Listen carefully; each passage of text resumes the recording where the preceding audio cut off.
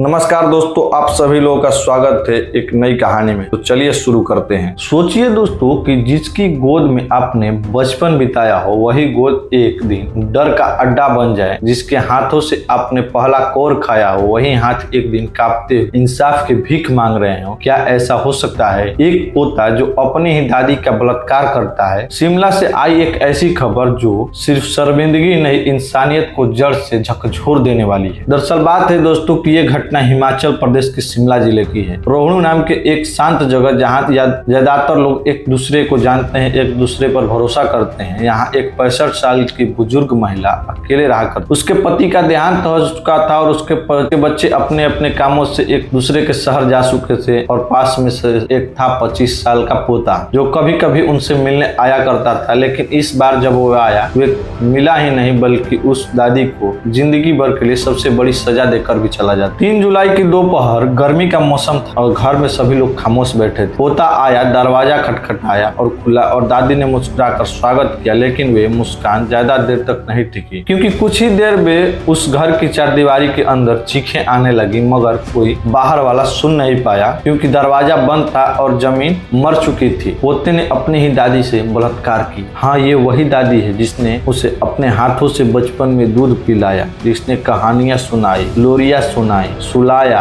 अब उसी दादी दरिंदगी का शिकार होना पड़ा अपने ही पोते के सामने। घटना के बाद दोस्तों दादी डरी सहमी थी और पोते ने धमकी दी थी, अगर किसी को तुमने बताया तो मैं तुम्हें मार दूंगा। पर फिर भी उस बूढ़ी दादी ने अपनी हिम्मत दिखाती हैं और वे थाने जाती हैं और पुलिस को बताती हैं कि उनका ही पोता उनके साथ बलात्कार किया है और जबरन करके उसे शारीरिक संबंध बनाने की कोशिश की है, ऐसा वो पुलिस को बताती हैं। डीएसपी प्रणव चौहान ने खुद मामले के अपने हाथ में लिया और आरोपी को 9 जुलाई को गिरफ्तार कर लिया। अब पुलिस इस पूरे केस को गहराई से जांच कर रही है कि क्या यह पहली बार हुआ है या पहले भी कई बार हुआ है, ऐसा वो जांच कर रही थी। तो दोस्तों, क्या आपने कभी सोचा है कि रिश्तों की सबसे सुरक्षित छांव दादा दादी, नाना नानी की छांव मानी जाती है, लेकिन आज हमारे समाज में उन्हीं को ऐसे सलूट किए जा रहे हैं जैसे वो पराए हों और उनके इस एज में जाकर ऐसा किया जा रहा है। आपको क्या लगता है? ये महज केस ही नहीं, एक हमारे समाज के लिए आईना ही है जिसे हमें